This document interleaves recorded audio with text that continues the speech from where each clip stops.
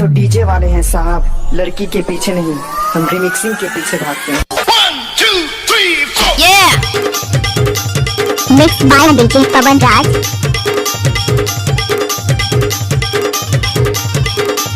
आपने तो सुना ही होगा DJ पवन राज मंदरा टोला वाले।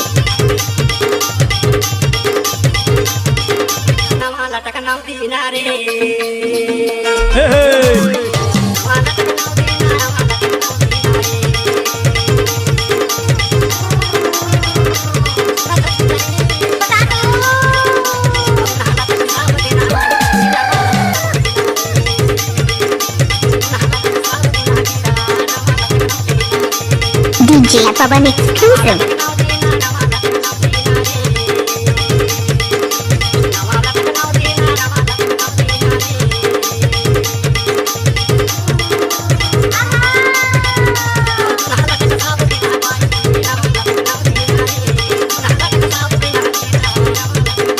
Mixed by DJ Pawan Wiki Mandira Tola.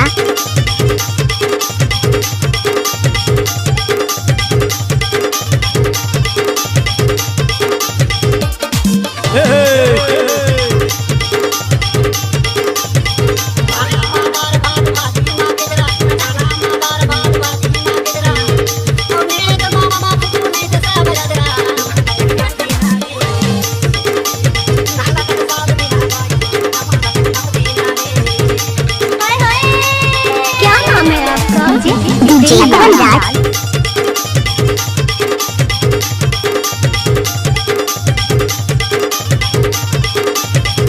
कहाँ घर है? मंदरा टोला।